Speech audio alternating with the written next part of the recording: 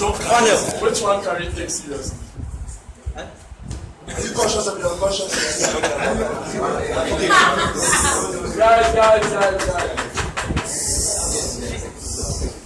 Guys, one question must run through your mind throughout this debate. Does the possible discovery of a particular action of Adolf Hitler that actually is not discriminatory to a particular race enough, one particular discovery enough for us to actually eradicate him and no longer give him the place as the most important figure in terms of all fights against racism?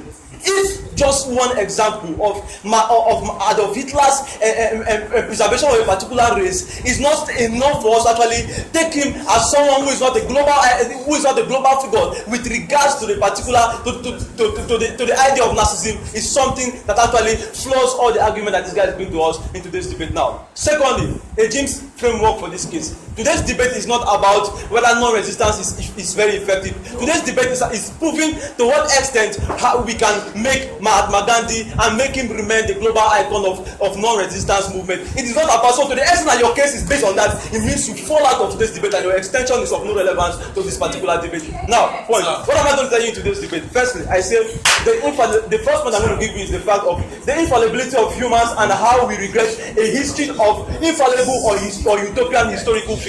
Secondly, what argument do we give you? The non-explicitness of his approval of the particular violent action.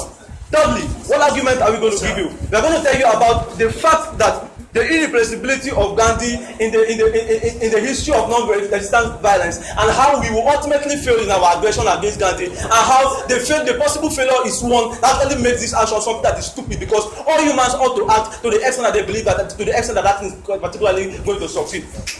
Fourthly, we tell that the fundamentality of Gandhi to the non-resistance movement is something that we must consider into this debate. So firstly, what do we give you from our own side of the house? The first point that says that the infallibility of humans and how we regret a history of infallible or utopian historical figures. We feel firstly that even if we analyze all the historical figures that exist after Gandhi with regards to the non-resistance movement, we feel that none of them is someone that is a utopian. We feel that it is wrong for us to have a utopian history of human life, because firstly, humans are not utopian. So to the extent that we have a utopian history, people will be discouraged to aspire to particular people that, because they feel that in the practical instances that they will never succeed in becoming non-resistant. So to the extent that this actually discourages people, it creates a precedent that discourages people that actually agitate for a particular action and a particular consequence. It's something that we must consider in today's debate. So we want a world whereby we have a non-resistance figure that actually has little problem, and even that the fact is that even if they have that problem, it actually creates the opportunity for other people to aspire to want to be greater than him. But when we feel that we can never be greater than Gandhi, then there's no need for us to aspire to be non-resistant. There's no need for us to progress. So the fact that the sense of fallibility is something that actually gives room for progressivity in the human society. So this is very, very important and you must consider this in the I won't take you now, please. Now, secondly, the argument was on the level of, even if we accept that he particularly showed that he was for violence. Now, the second argument is on the non-explicitness of his approval of the particular action that took place. To the extent that we cannot know that, to the extent that some historical, some existential situation might be the reasons for why Gandhi never said anything, and why he didn't explicitly approve this particular action, is something that we must really consider in today's debate. We must ask ourselves the question: did Gandhi preach non-violence to his dying day? If the answer is yes, by historical fact, that Gandhi preached the non-violence to his dying day, it therefore means that there must be some form of existential situation that really warranted him not to explicitly say something about that particular action. So, to the extent that there are so many assumptions that are surrounding this thing, to the extent that we got this particular fact from someone else, and even if it is true, we can say that this was a plan for that political leader to use it to justify his particular violence. So we feel that every political leader tries to justify his particular action. So the extent that this is an attempt to justify that action, we feel that this actually doesn't actually count against Gandhi in today's debate. No, yet. I won't take you yet, because we can engage you.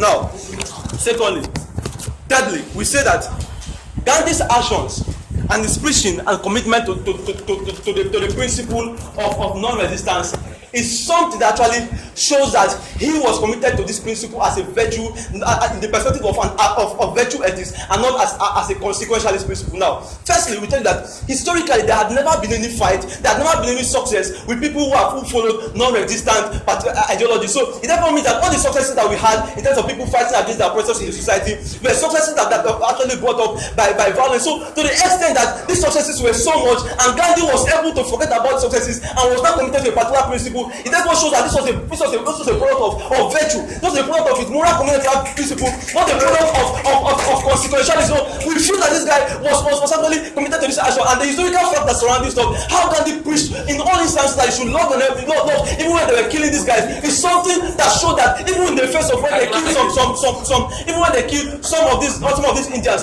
Gandhi wasn't still touched, he wasn't still evoked to particularly to actually kick against non-resistance. This fact shows that he was committed to this as a moral virtue. Thank you very much. Do you believe that allowing hypocritical moral icons make it permissible for future generations to do such hypocritical acts? It is simple, very basic. This tells you that the majority of his actions were something that was actually good. Now, secondly, we told you that to the extent that he preached non-violence to his dying day is something that actually shows that he wasn't actually against the whole idea of non-violence. So now, what the utility argument, the irreplaceability of Gandhi in the history of non-violent resistance. The second non-violent popular figure in history was who? Was Dr. King. Now, Dr. King based his moral principles on that of Gandhi. Henry Thoreau based his principles on that of Gandhi. So, Gandhi is something that is not very historical, something that really buys the entirety of the idea of how persons are committed to non-violent.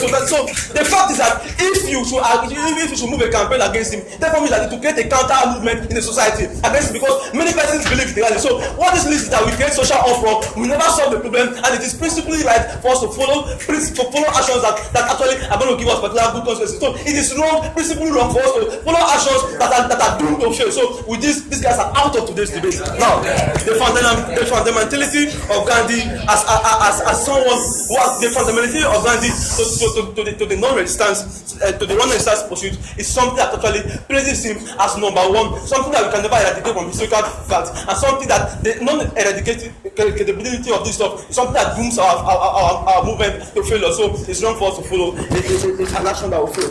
Now, finally, this guy said that there were other problems that existed in the society. Why did Gandhi not focus on that problem?